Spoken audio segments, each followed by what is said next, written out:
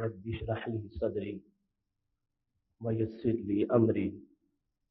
واحلل عقدة من لساني يفقهوا قولي. نحمده ونصلي ونسلم على رسوله الكريم. أما بعد فأعوذ بالله من الشيطان الرجيم. بسم الله الرحمن الرحيم.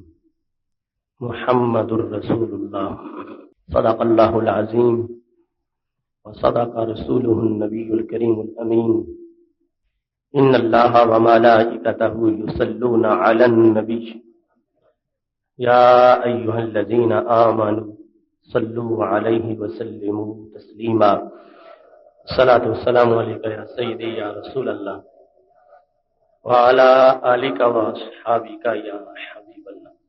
مولاي صل وسلم دائما أبدا على حبيبك خير الخلق كلهم. هو الحبيب الذي ترجى شفاعته لكل هول من الأهوال مقتحم. يا أكرم الخلق مالي من ألوذ به سواك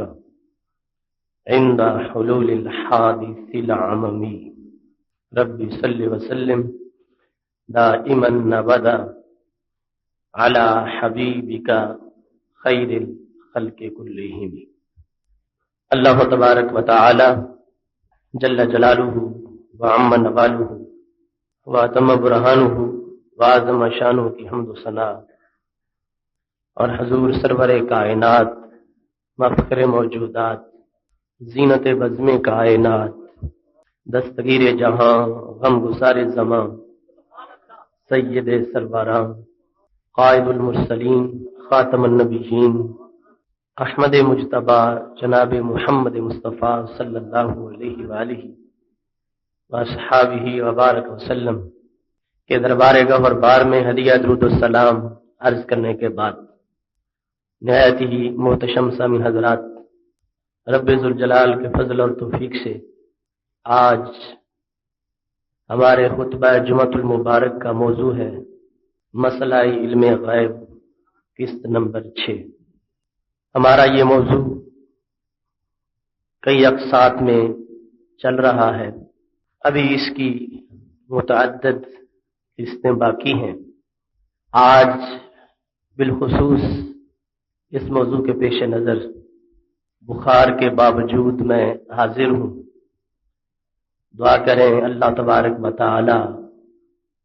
بیان کی توفیق عطا فرمائے۔ محتشم سامعین حضرات، رسول اکرم نور مجسم شفیع معظم صلی اللہ علیہ وآلہ وسلم کو خالق کائنات جل جلالہ نے علوم غیب کے جو خزانے عطا فرمائے، صحابہ کرام علیہم رضوان کی گواہیوں کی روشنی میں ان کا بیان کیا جا رہا ہے، اور ایک ایک حدیث میں رسول اکرم صلی اللہ علیہ وسلم کے علم غیب کی کئی گواہیاں موجود ہیں۔ بخاری شریف میں ہے کہ رسول اکرم صلی اللہ علیہ وسلم تشریف فرما تھے۔ حضرت عدی بن حاتم رضی اللہ تعالی عنہ اس کے راوی ہیں۔ وہ کہتے ہیں کہ میرے پاس بیٹھے ہوئے ایک شخص آیا، شکا الیہ الفاقہ، اس نے رسول اکرم صلی اللہ علیہ وسلم کے پاس بھوک کی شکایت کی کہ میرے گھر میں کھانے کو کچھ نہیں ہے۔ ابھی اس کی شکایت ختم نہیں ہوئی تھی کہ دوسرا آدمی آ گیا، شکا الیہ السرقہ، اس نے چوری کی شکایت کی کہ جو کچھ گھر میں ہوتا ہے چور لوٹ کے چلے جاتے ہیں۔ حضرت عدی بن حاتم کہتے ہیں جس وقت رسول اکرم صلی اللہ علیہ وسلم نے ان کی باتوں کو سنا، اور یہ وہ وقت تھا کہ نبی اکرم صلی اللہ علیہ وسلم کی تعلیمات کا اثر معاشرے میں مسلسل بڑھتا جا رہا تھا۔ کچھ قبائل ابھی درمیان میں ایسے موجود تھے کہ جنہوں نے ابھی تک ایمان کو قبول نہیں کیا تھا، ان کی وجہ سے کچھ علاقوں میں بدامنی بھی تھی اور چوری وغیرہ کے واقعات بھی ہوتے تھے۔ تو رسول اکرم صلی اللہ علیہ وسلم نے حضرت عدی بن حاتم کو مخاطب کر کے کہا، ان طالت بک حیا، اے عدی بن حاتم، اگر تمہاری زندگی لمبی ہوئی تو تم دیکھو گے رأیت الزینۃ، کہ ایک عورت اونٹ پہ بیٹھے گی، من الحیرۃ حتی تطوف الکعبہ لا تخاف الا اللہ، کہ وہ حیرا کی سلطنت سے اکیلی اونٹ پہ بیٹھ کے نکلے گی اور چلتے چلتے مکہ شریف آئے گی، حتی تطوف بالبیت، طواف کرے گی، حج کرے گی، پھر واپس چلی جائے گی، اس کو اللہ کے سوا کسی کا کوئی خوف نہیں ہوگا۔ اس حد تک میرا دین اپنے اثرات معاشرے پہ مرتب کرے گا، تمام قسم کی بدامنی، بے چینی ختم ہو جائے گی،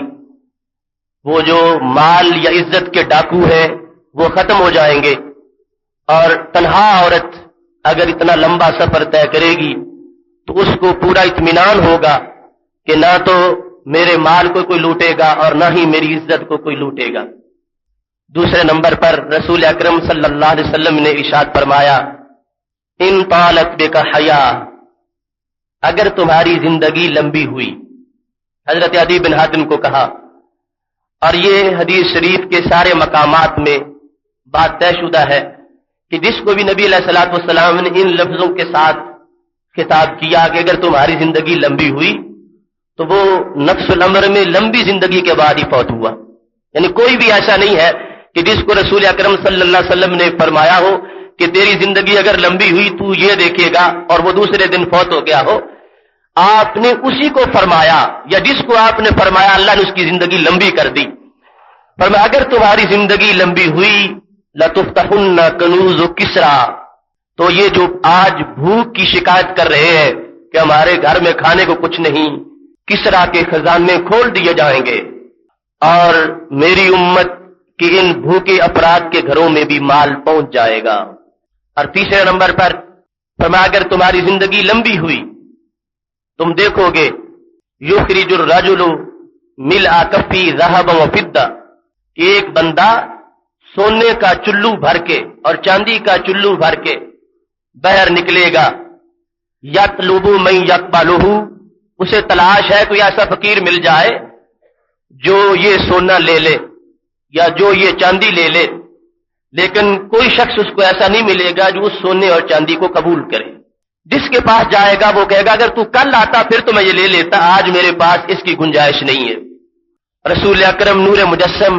شفیع معظم صلی اللہ علیہ وسلم نے یہ تین خبریں دیں۔ بخاری شریف میں متعدد مقامات پر ان کا اجمال اور تفصیل سے ذکر موجود ہے۔ حضرت عدی بن حاتم رضی اللہ تعالی عنہ چونکہ راوی ہیں، جو کچھ سنا تھا اس کے لحاظ سے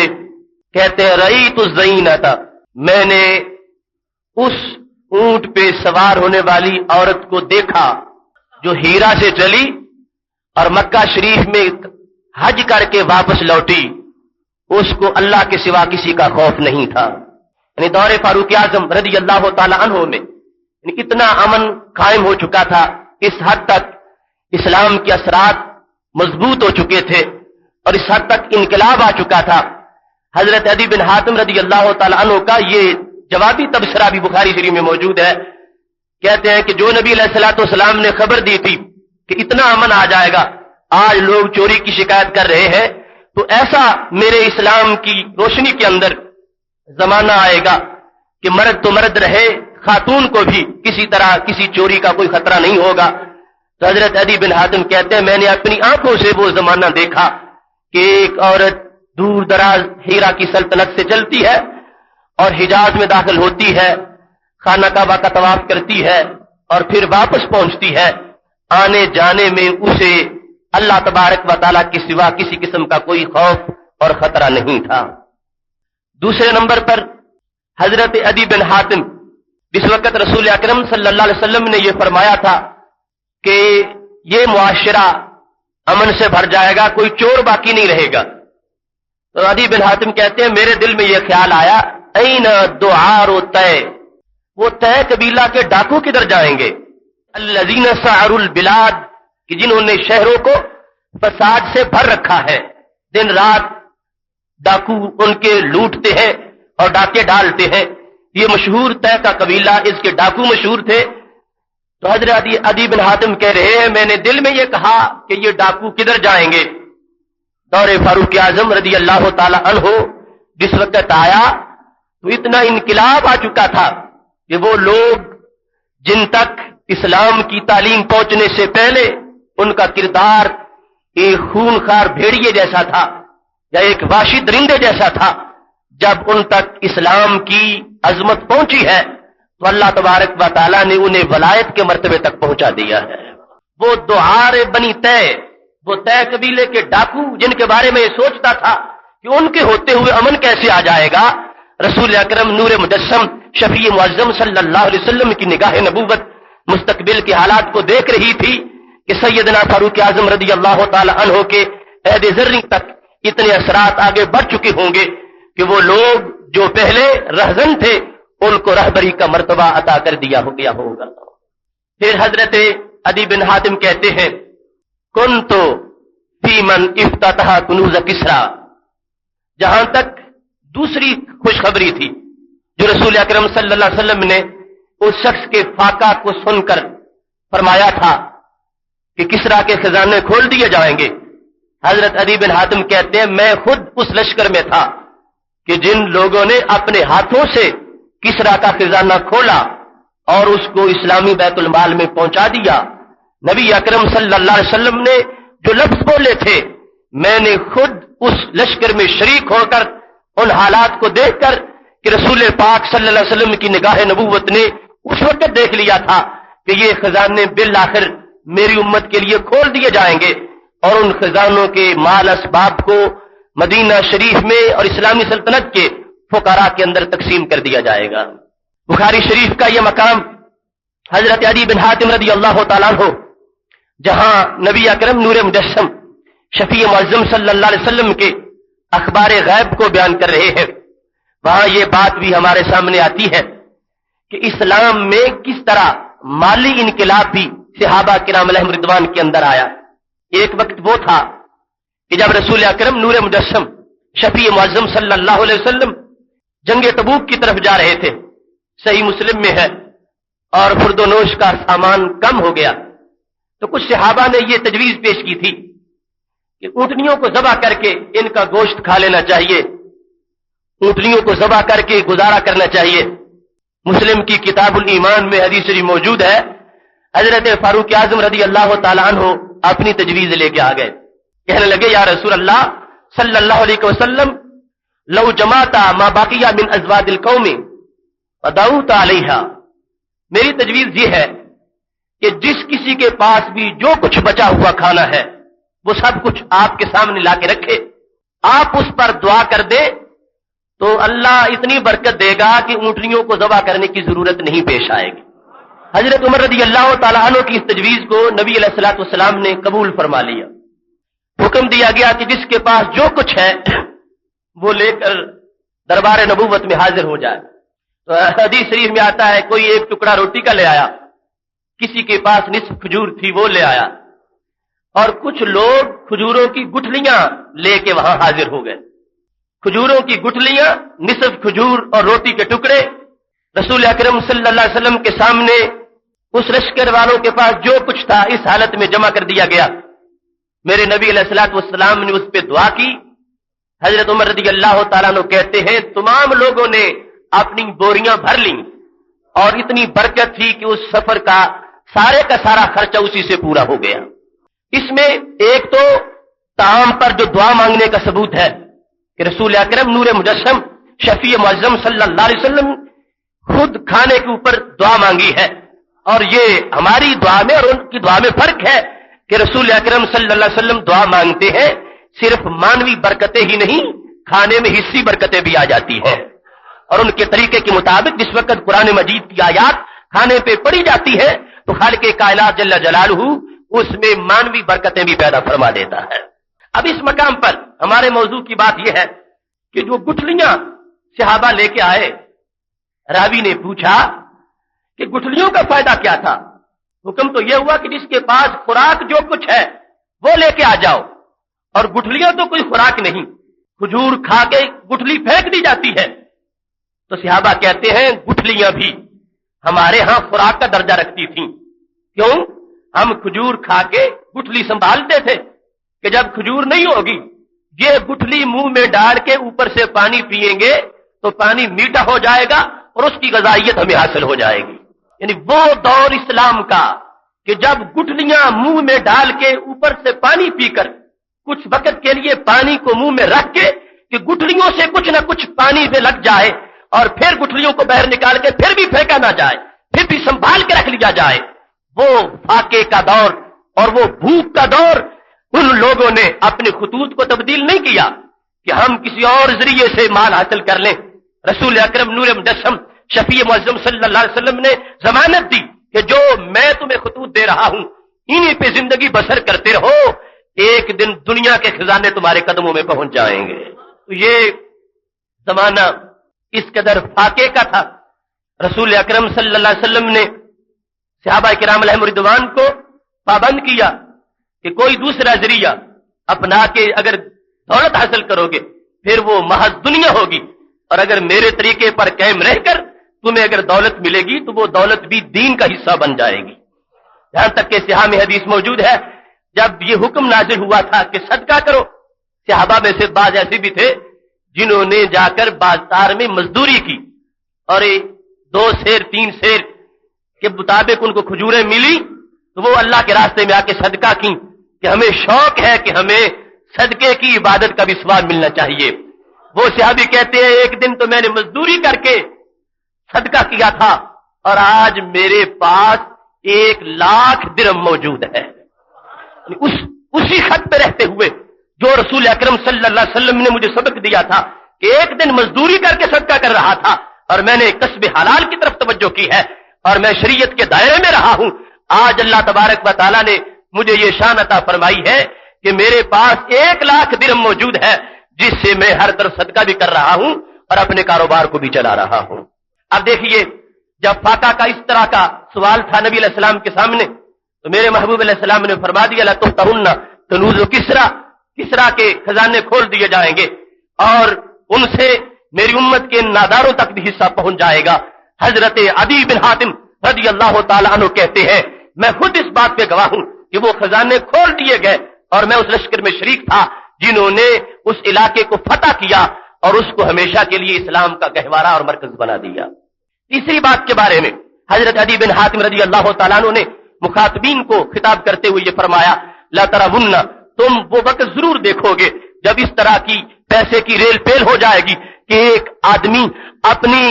طرف سے سونا اور چاندی لے کے نکلے گا مگر اس کو کوئی قبول کرنے والا نہیں ملے گا، اور اس کو یہ کہا جائے گا اگر تم کل آتے تو پھر میں اس کو قبول کر لیتا۔ اس حد تک اللہ تبارک و تعالی دنیا میں پیسے کی اور مال کی فراوانی عطا فرما دے گا۔ حضرت عدی بن حاتم کہتے ہیں کہ جو رسول اکرم صلی اللہ علیہ وسلم نے اخبار دی تھی ان میں سے 2 میں نے اپنی آنکھوں میں دیکھی ہے اور تیسری کے بارے میں بھی میرا یہ یقین ہے کہ قیامت سے پہلے خالق کائنات جل جلالہ یہ منظر بھی دنیا میں ضرور برپا کر دے گا۔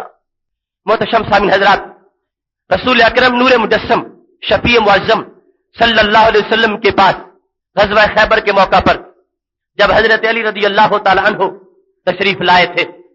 اور خود انہیں نبی علیہ الصلوۃ والسلام کے بلانے پر وہاں حاضر ہونا تھا، جب خیبر فتح نہیں ہو رہا تھا تو میرے نبی علیہ السلام نے فرمایا علی کو بلاؤ، تو کہا یشتکی عینیہ ہے، ان کی تو آنکھیں خراب ہیں۔ رسول اکرم صلی اللہ علیہ وسلم نے فرمایا ان کو بلاؤ تو صحیح۔ حضرت علی رضی اللہ تعالی عنہ کو بلایا گیا، فبصق رسول اللہ صلی اللہ علیہ وسلم فی عینیہ، نبی علیہ الصلوۃ والسلام نے ان کی آنکھوں میں خود اپنا لعاب دہن لگایا اور کہتے ہیں کہ میری آنکھیں یوں صحیح ہو گئیں جیسے کبھی بیمار ہوئی نہیں تھی۔ اب یہ حدیث شریف جو ہے اس کا پس منظر اور اس کے بعد کے حالات جو ہے ان میں بھی متعدد اخبار غیب موجود ہیں. رسول اکرم صلی اللہ علیہ وسلم نے یہ ارشاد فرمایا تھا، جامع ترمذی میں اور دیگر کتب میں موجود ہے، لَأُوتِيَنَّ الرَّأْيَةَ غَدًا رَجُلًا يَفْتَحُ اللَّهُ عَلَى يَدَيْهِ، کہ کل میں جھنڈا اس بندے کو دوں گا کہ جو خیبر فتح کرے گا. ایک دن پہلے رسول اکرم صلی اللہ علیہ وسلم نے تاکید کے ساتھ لام تاکید اور نون تاکید دونوں کو استعمال کرتے ہوئے لَأُوتِيَنَّ الرَّأْيَةَ، ضرور میں جھنڈا دوں گا اس بندے کو، رجلن اس بندے کو، غدن کل، یفتح اللہ علی یدیہ، کہ جس کے ہاتھ پر اللہ خیبر کو فتح فرما دے گا. یہ اس بندے کی پہلی صفت بیان کی. دوسری صفت کیا ہے؟ فرمایا یحب اللہ ورسولہ، وہ بندہ اللہ سے محبت کرتا ہے. اور تیسری صفت کیا ہے؟ اللہ تعالیٰ کے رسول صلی اللہ علیہ وسلم سے محبت کرتا ہے. چوتھی یحبہ اللہ ورسولہ، اللہ بھی اس سے محبت کرتا ہے. اور پانچویں اللہ تعالیٰ کے رسول صلی اللہ علیہ وسلم بھی اس سے محبت کرتے ہیں. یہ 5 صفتیں رسول اکرم صلی اللہ علیہ وسلم نے فاتح خیبر کی بیان کی. فتح خیبر سے قبل کل جس کو میں جھنڈا دوں گا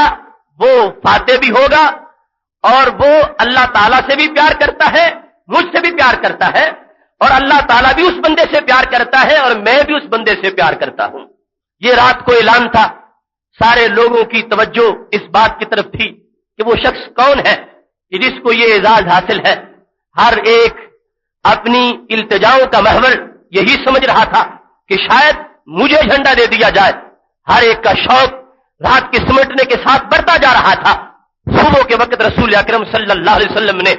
حضرت علی المرتضی رضی اللہ تعالی عنہ کو طلب کر لیا. اگرچہ ان کی آنکھیں خراب تھیں، ان میں اپنا لعاب دہن لگایا، آنکھیں صحیح ہو گئیں. فرمایا یہ جھنڈا میں علی المرتضی کو دے رہا ہوں جو آج جائیں گے اور خیبر کو انشاءاللہ فتح کر کے آئیں گے. وہ اور ہیں جنہیں کل کی کوئی خبر نہیں ہوتی. آج سارے صحابہ اس بات پر متفق ہیں کہ رسول اکرم نور مجسم شفیع معظم صلی اللہ علیہ وسلم نے جو خبر دی ہے کہ کل جس کو میں جھنڈا دوں گا وہ فاتح خیبر ہوگا.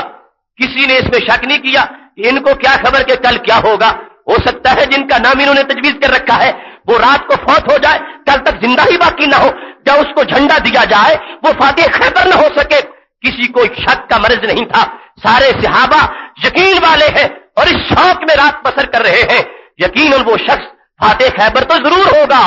کاش مجھے ہی وہ جھنڈا عطا کر دیا جائے. نتیجہ کیا نکلا؟ حضرت علی المرتضی رضی اللہ تعالیٰ عنہ جس وقت یہ جھنڈا لے کے آگے بڑھے ہیں، خیبر کا وہ دروازہ جس کو 40 آدمی ہلا نہیں سکتے تھے، حرکت نہیں دے سکتے تھے، حضرت علی المرتضی رضی اللہ تعالیٰ عنہ نے ایک ہاتھ سے پکڑ کر اس کو دور پھینک دیا اور خالق کائنات جل جلالہ نے حضرت علی المرتضی رضی اللہ تعالیٰ عنہ کے ہاتھ پر خیبر کو فتح فرما دیا. محترم سامعین حضرات، اب دیکھیے فتح خیبر کا جو کل کا منظر تھا رسول اکرم صلی اللہ علیہ وسلم نے آج بیان کیا، اور ساتھ یہ فرمایا وہ بندہ کیسا ہے. اس سے اللہ محبت کرتا ہے اور اس سے میں محبت کرتا ہوں. اپنی طرف سے محبت کی خبر یہ علیحدہ بات ہے،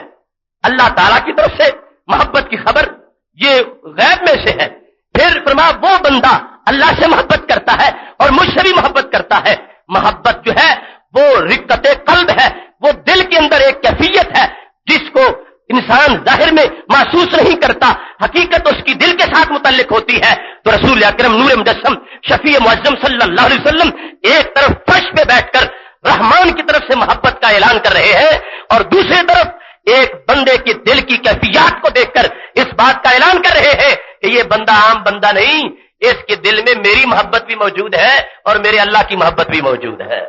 یہ معاملہ محض قرائن کو دیکھ کے ہم جو بات کہہ دیتے ہیں اس کی حیثیت اور ہے، لیکن اللہ کے نبی علیہ السلام جب گواہی دے کہ یہ بندہ اللہ سے محبت کرتا ہے تو محض کسی قیافے کی وجہ سے نہیں، حقیقت کے اعلان کے لحاظ سے ہے. فرمایا اس سے اللہ محبت کرتا ہے، یہ اللہ سے محبت کرتا ہے، میں اس سے محبت کرتا ہوں، یہ مجھ سے محبت کرتا ہے. اس میں 4 علوم غیب کی خبریں ہیں جو رسول اکرم صلی اللہ علیہ وسلم نے صحابہ کے سامنے دی ہیں اور صحابہ کرام علیہم رضوان زندگی بھر آگے اس کو روایت کرتے رہے ہیں اور کسی نے ایک خبر کے بارے میں بھی کسی شک کا اظہار نہیں کیا. یہی وجہ تھی صحابہ میں جب یہ حدیث آئی کہ رسول اکرم نور مجسم شفیع معظم صلی اللہ علیہ وسلم کے سامنے ایک شخص نے آ کے کہا کہ آج میں نے دیکھا ایک گائے باتیں کر رہی تھی، اس کو کسی نے ہل چلانے کے لیے جوتا تو وہ کہہ رہی ہے کہ مجھے اس مقصد کے لیے پیدا نہیں کیا گیا. تو رسول اکرم صلی اللہ علیہ وسلم نے جب یہ جملہ سنا تو فرمایا اؤمن بہ انا و ابو بکر و عمر، اس پر میرا بھی ایمان ہے، میرے ابو بکر کا بھی ایمان ہے، میرے عمر کا بھی ایمان ہے. رسول اکرم صلی اللہ علیہ وسلم نے فوراً جو برجستہ سوال آیا تھا اس کے بارے میں اپنے ایمان کا اعلان کیا، اور ساتھ ہی سیدنا صدیق اکبر رضی اللہ تعالی عنہ کے ایمان کا اعلان کر دیا، اور ساتھ ہی سیدنا فاروق اعظم رضی اللہ تعالی عنہ کے ایمان کا بھی اعلان کر دیا. حالانکہ وہ دونوں حضرات وہاں موجود ہی نہیں ہے، اور ایمان کا محل تو دل ہے، دل میں ایمان کا مسکن ہے. تو رسول اکرم نور مجسم شفیع معظم صلی اللہ علیہ وسلم نے ان سے پوچھے بغیر یہ کیسے اعلان کر دیا کہ میں بھی ایمان رکھتا ہوں، میرا ابو بکر بھی ایمان رکھتا ہے، میرا عمر بھی ایمان رکھتا ہے. یہ ماننا پڑے گا کہ محبوب علیہ السلام کو اپنی امتی کے دل کی بھی خبر ہوتی ہے، دل کے احوال کو بھی جانتے ہیں اور دل کی کیفیات کو بھی جانتے ہیں. اس واسطے تمام ائمہ حدیث نے اس کو فضائل ابی بکر اور فضائل عمر رضی اللہ تعالیٰ عنہما میں لکھا ہے کہ نبی علیہ الصلوۃ والسلام کا اس حد تک ان کے دلوں پر دھیان تھا کہ فوراً توجہ کرتے ہوئے دیکھ لیا، فرمایا یہ صرف میرا ہی ایمان نہیں، میرے خلفاء کا بھی اس پر ایمان موجود ہے. محتشم سامعین حضرات، بخاری شریف میں ہے حضرت علی رضی اللہ تعالیٰ عنہ کہتے ہیں کہ مجھے اور حضرت زبیر اللہ تعالیٰ عنہم کو نبی علیہ الصلوۃ والسلام نے حکم دیا انطلقوا الی روضۃ خاخ، جاؤ مدینہ شریف اور مکہ شریف کے درمیان ایک روضہ خاخ ہے، باغ خاخ ہے، وہاں فإن بہا زینہ، ایک عورت اونٹ پہ سوار وہاں پہنچ چکی ہے، اس کے پاس ہمارا ایک خط ہے، وہ جاسوسی کا خط لے جا رہی ہے، جاؤ اس سے وہ خط واپس لے آؤ. حضرت علی رضی اللہ تعالیٰ عنہ کہتے ہیں ہم نے گھوڑے دوڑا لیے، کافی طویل سفر کرنے کے بعد جب ہم روضہ خاک پہنچے تو وہاں ہودج میں بیٹھی ہوئی ایک عورت اونٹنی پہ جا رہی تھی. ہم تینوں نے اونٹنی کو روک لیا اور ہم نے کہا نیچے اترو اور وہ خط باہر نکالو جو تمہارے پاس موجود ہے. اس نے انکار کر دیا کہ میرے پاس تو کوئی خط نہیں ہے. حضرت علی رضی اللہ تعالیٰ عنہ کہتے ہیں جب ہم نے شدت سے کہا کہ تمہیں خط دینا پڑے گا، ہمیں یقین ہے کہ تمہارے پاس خط موجود ہے، تو حضرت علی رضی اللہ تعالیٰ عنہ کہتے ہیں اس نے ہمیں چھپایا ہوا وہ خط نکال کے دیا، تو ہم نے دیکھا کہ وہ نبی علیہ الصلوۃ والسلام کی بعض خبریں تھیں جو قریش مکہ کی طرف بھیجی جا رہی تھیں. اب رسول اکرم نور مجسم شفیع معظم صلی اللہ علیہ وسلم نے اتنی دور اس اونٹنی کو بھی دیکھ لیا، اونٹنی پہ بیٹھی ہوئی اس خاتون کو بھی دیکھ لیا، اور اس کے پاس چھپا ہوا وہ خط بھی دیکھ لیا. ان صحابہ کرام علیہم رضوان کو جب حکم دیا ہے تو یہ کس یقین سے جا رہے تھے؟ اگر ان کا یہ عقیدہ ہوتا کہ ہمارے نبی کو تو دیوار کے پیچھے کی بھی خبر نہیں ہوتی، اتنی دور لمبا سفر کیوں کرتے؟ وہی فوراً انکار کر دیتے کہ یہ بات تو امور غیبیہ میں سے ہے اور آپ کو غیب کی خبر نہیں ہو سکتی، لہٰذا ہمارے جانے کو کوئی فائدہ نہیں ہے. ہرگز حضرت علی المرتضیٰ رضی اللہ تعالیٰ عنہ اور دیگر صحابہ نے ایسا کوئی تبصرہ نہیں کیا. گئے ہیں اور جو خبر نبی علیہ الصلوۃ والسلام نے دی تھی اسی کے مطابق واقعے کو انہوں نے اپنی آنکھوں سے دیکھ لیا ہے. جس وقت وہ خط دیکھا تو وہ حضرت حاتب بن ابی بلتا رضی اللہ تعالیٰ عنہ کی طرف سے تھا، جس میں نبی علیہ الصلوۃ والسلام کی کچھ خبریں لکھی ہوئی تھیں کچھ امور کے بارے میں، اور مشرکین مکہ کی طرف وہ خط بھیجا جا رہا تھا. جب وہ خط واپس آیا تو رسول اکرم صلی اللہ علیہ وسلم نے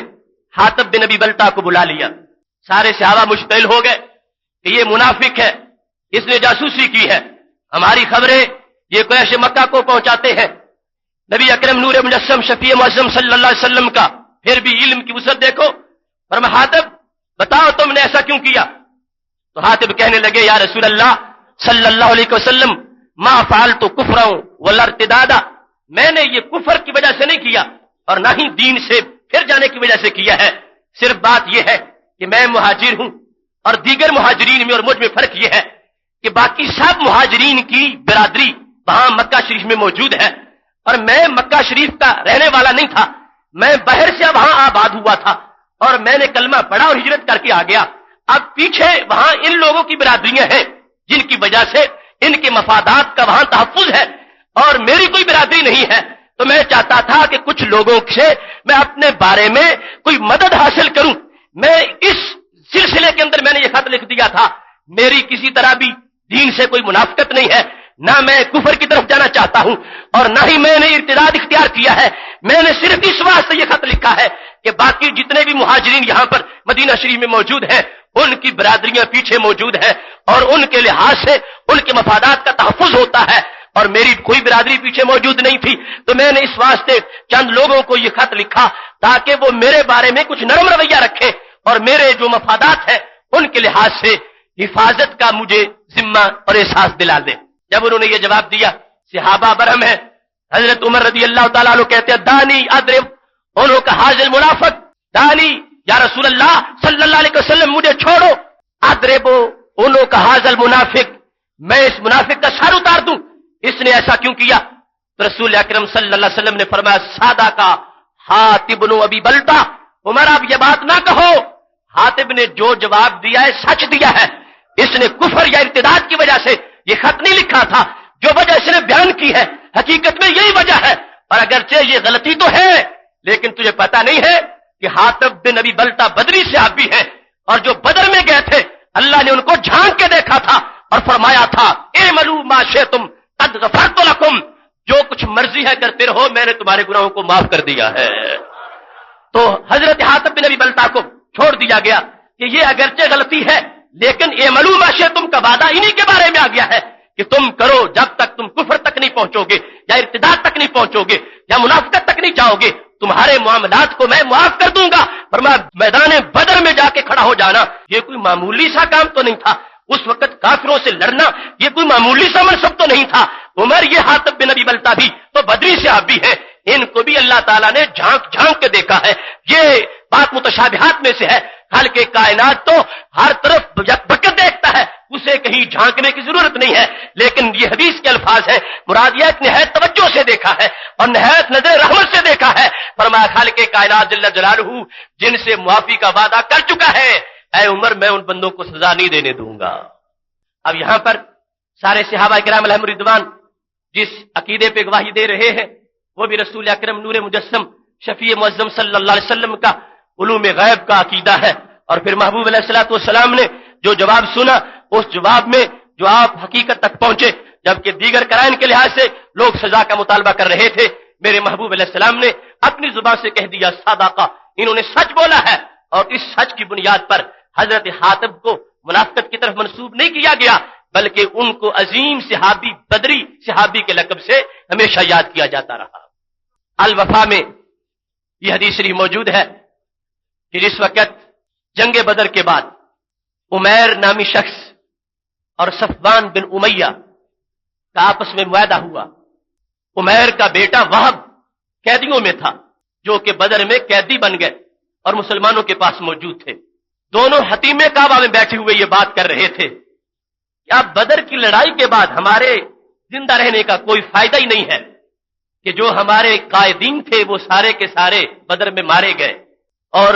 بار بار انہوں نے بدر کی اس کنویں کا تذکرہ کیا جہاں ابو جال کو گرایا گیا تھا، عتبہ و شیبہ کو گرایا گیا تھا. یہ دونوں عمیر اور صفوان بن امیہ حتیم کعبہ میں بیٹھ کر بار بار بدر کی اس کنویں کا ذکر کر کے روتے ہیں، چیختے ہیں، چلاتے ہیں کہ ہم سب کچھ وہاں لٹا کے واپس آ گئے، ہمیں کیا فائدہ ہوا؟ بدر نے ہماری ساری ساتھ ختم کر دی ہے اور جتنے ہمارے سردار تھے سارے بدر نے ہڑپ کر لیے ہیں. اب اس کا بدلہ ایک ہی ہو سکتا ہے کہ ہم کسی نہ کسی طرح مسلمانوں کے نبی حضرت محمد مصطفیٰ صلی اللہ علیہ وسلم کو معاذ اللہ شہید کریں تو پھر یہ بدر کے کنویں والا معاملہ جو ہے وہ پورا ہو سکتا ہے. ورنہ ہم تو اس زندگی میں جینے کے قابل نہیں ہیں کہ سب کچھ ہم اپنا وہاں چھوڑ کے آ گئے اور اس کے بعد ہم میں طاقت ہی نہیں ہے کہ ہم اپنا بدلہ ان لوگوں سے لے سکیں. یہ دونوں اپنے باتیں کر رہے تھے تو عمیر نے یہ کہا میں ضرور جاتا اور میرے جانے کا جواز بھی بنتا ہے کہ میرا بیٹا وہاں پر قیدی ہے، میں اس کو چھڑانے کے بہانے چلا جاتا اور میں یہ مشن پورا کر کے آ جاتا. لیکن علیہ دین، مجھ پر بڑا قرض ہے، ولی عیال اور میرے کافی بال بچے ہیں، اگر میں ادھر مارا گیا تو میرا قرض کون اتارے گا اور میرے بیوی بچے کا خرچہ کون پورا کرے گا؟ صفوان بن امیہ نے پیشکش کر دی کہ تم چلے جاؤ، میں تمہارے کنبے کو اپنے کنبے کے ہمراہ رکھوں گا، جو شام کو میرے بیٹے کھائیں گے وہی تمہارے کھائیں گے، جیسا لباس میرے بچوں کا ہوگا ایسا ہی تمہارے بچوں کا ہوگا، اور جتنا تمہارا قرض ہے وہ میں ادا کر دوں گا، تم جاؤ اور کسی نہ کسی طرح یہ کام پورا کر کے آؤ، کیونکہ جب تک یہ ہدف ہمیں حاصل نہیں ہوتا ہم کسی طرح بھی دنیا میں سر اٹھانے کے قابل نہیں ہیں۔ یہ دونوں بالکل تنہا ہیں، کوئی تیسرا آدمی ساتھ نہیں ہے۔ دونوں نے یہ بات پکی کر لی، اور عمیر جو ہے انہوں نے تلوار زہر آلود کر لی تاکہ کسی نہ کسی طرح اگر معمولی سا حملہ بھی ہو جائے تو زخم کی وجہ سے نہیں تو زہر کی وجہ سے ہی میرا ہدف مکمل ہو جائے۔ اونٹنی پہ بیٹھتا ہے، تلوار گلے میں لٹکاتا ہے اور مدینہ شریف کی طرف سفر کرنے جا رہا ہے۔ یہ سفر ظاہر ایک قاتل کا سفر ہے جو ایک بہت بڑے منصوبے کے تحت چل رہا ہے، اور اس کے بڑے گندے عزائم ہیں اور بڑے خطرناک خیالات ہیں، مگر رب کعبہ کو منظور کیا تھا یہ جن کو قتل کرنے کے لیے نکلا ہے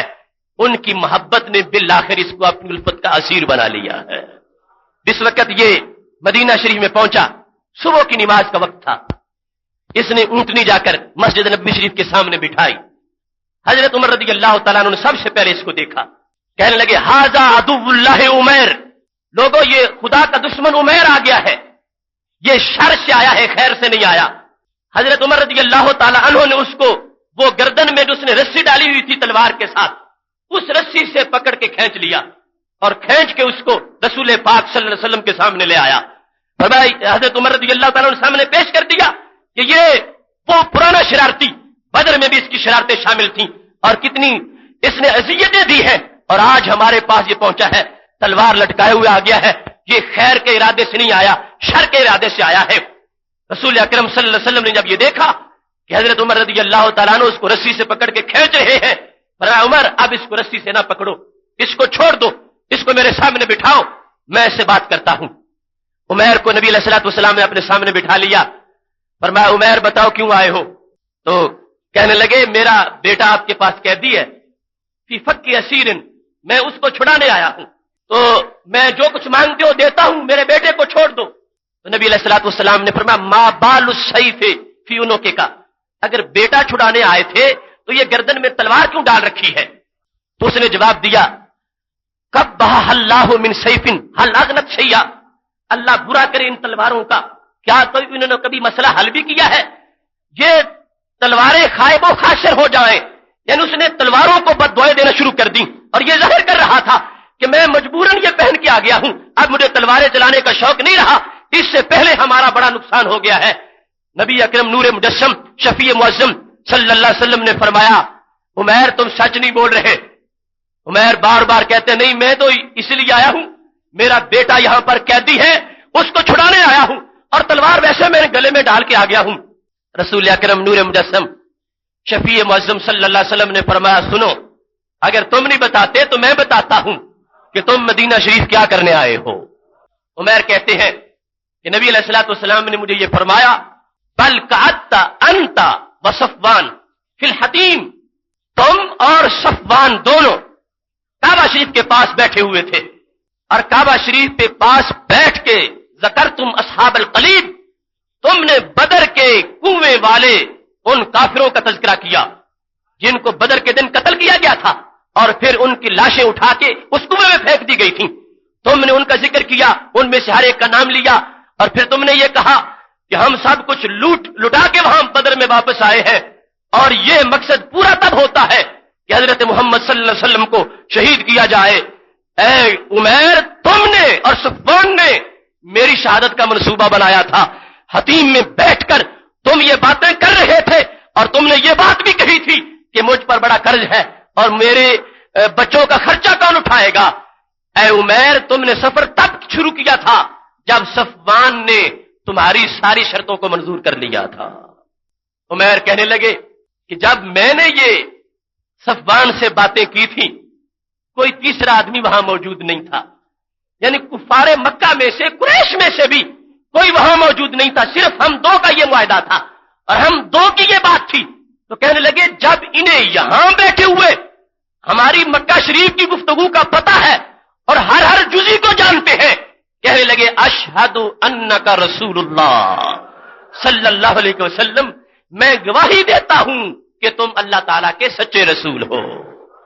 حضرت عمر رضی اللہ تعالیٰ عنہ پاس بیٹھے ہیں۔ عمیر جس وقت نبی اکرم نور مجسم شفیع معظم صلی اللہ علیہ وسلم کے علم غیب کی روشنی میں ان کا یقین استوار ہو گیا کہ جو یہاں بیٹھے ہوئے مکہ شریف کے ہمارے حالات جانتے ہیں اور سچ بتاتے ہیں، ان پر اللہ کا اتنا فضل ہے، یہ جہاں بیٹھے ہوئے اگر وہاں کی خبریں سچی دیتے ہیں تو پھر زمین پہ بیٹھے ہوئے آسمان کی خبریں بھی سچی دیتے ہیں۔ لہذا وہ عمیر جو خون کا پیاسا تھا، جس نے اپنی تلوار کو زہر میں بجھایا ہوا تھا، رسول اکرم نور مجسم شفیع معظم صلی اللہ علیہ وسلم کو شہید کرنے کی نیت سے نکلا تھا، اس بنیاد پر اس نے کلمہ پڑھا۔ وہ جو کٹر مشرک تھا اور باقی جو مشرکین رہ گئے تھے ان میں ایک سردار کی حیثیت سے تھا، دل اس کا کس نے حسد اور بغض سے بھرا ہوا تھا۔ اگر کس بات نے اس کو اسلام قبول کرنے پر مجبور کیا، وہ یہ محبوب علیہ الصلوۃ والسلام کے علم غیب کی صفت ہے کہ جس کو دیکھ کر اس کافر کو اللہ نے اسلام عطا فرما دیا۔ کتنے ان اقساط کے اندر ایسے واقعات حدیث سے آ چکے ہیں کہ رسول اکرم نور مجسم شفیع معظم صلی اللہ علیہ وسلم کا یہ معجزہ، یہ ایک آپ کی شان، اللہ کے اذن اور اللہ کی عطا سے اس کے اتنے بڑے اثرات ہیں کہ وہ دل جو 100% کفر سے بھرا ہوا تھا اور اتنا گند اور زہر تھا جس دل کے اندر، نبی علیہ الصلوۃ والسلام کی ایک خبر نے جو آپ نے مدینہ شریف میں بیٹھ کر مکہ شریف کے بارے میں دی ہے، اس خبر کا فیض اتنا ہوا کہ اللہ تبارک و تعالیٰ نے اس کی بدولت ایک جہنمی کو جنت کے فردوس کا وارث بنا دیا۔ حضرت عمیر رضی اللہ تعالیٰ عنہ صفوان سے وعدے کچھ اور کر کے آئے تھے اور یہاں نبی علیہ الصلوۃ والسلام کے پاس ہمیشہ کے لیے آپ کے ہو کر رہ گئے اور کلمہ شہادت پڑھتے ہوئے قیامت تک کے لوگوں کو یہ عقیدہ دیا کہ ہمارے نبی علیہ الصلوۃ والسلام اللہ کی اذن اور عطا سے یہ نہیں کہ صرف ایک دیوار کے پیچھے کی خبر دیں، اتنی دور تک دیکھ لیتے ہیں اور اتنی دور تک آپ کی رسائی ہے کہ جو باتیں تنہائی میں کی جائیں ان سے وہ بھی پوشیدہ نہیں ہوتی، کیونکہ جہاں یہ باتیں کی جا رہی تھی، اب دیکھو زمانہ کیسے بدلتا ہے۔ وہ کعبہ نبی علیہ السلام کا،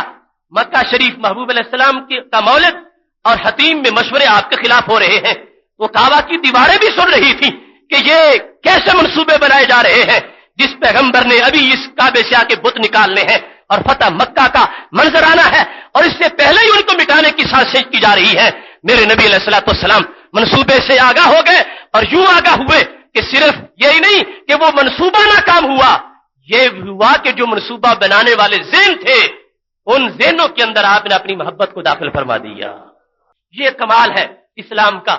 لوگ غلط فہمی میں ہیں کہ اسلام نے تلواروں سے مار مار کے لوگوں کو اپنا قائل کیا، اسلام نے متوجہ کر دیا۔ اگر ایسی صورتحال ہوتی تو کٹر مشرکوں کے بیٹے ہرگز نبی علیہ السلام کا کلمہ نہ پڑھتے کہ ہمارے باپ انہوں نے قتل کیے، ہم بدلہ لیں گے۔ اگر ابو جہل کا بیٹا نبی علیہ السلام کی غلامی میں آتا ہے تو ماننا پڑے گا کہ یہ محبوب علیہ الصلوۃ والسلام کی محبت کی چمک ہے کہ اس نے یہ نہیں دیکھا کہ میرا باپ کون ہے، یہ دیکھا ہے کہ حقانیت کا نور کہاں سے آ رہا ہے۔ وہ عتبہ بن شیبہ کہ جو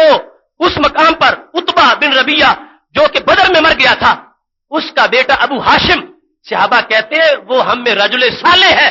اتنا نیک بندہ ہے اور نبی علیہ الصلوۃ والسلام کے ساتھ اتنا اس کا مزاج ملا ہوا ہے کہ جب اور کسی کو مسئلہ پوچھنے کی جسارت نہیں ہوتی، عتبہ کا بیٹا اس وقت بھی مسئلہ جا کے پوچھ لیتا ہے۔ باپ اس کا بدر کے کنویں میں پڑا تھا، لیکن اللہ تبارک و تعالیٰ نے بیٹے کو نبی علیہ السلام کی صحبت کا شرف عطا فرما دیا۔ محتشم سامعین حضرات، اب اس مقام پر بخاری شریف کی ایک حدیث مزید عرض کرتے ہوئے گفتگو کو ختم کرتا ہوں کہ نبی علیہ الصلوۃ والسلام جس وقت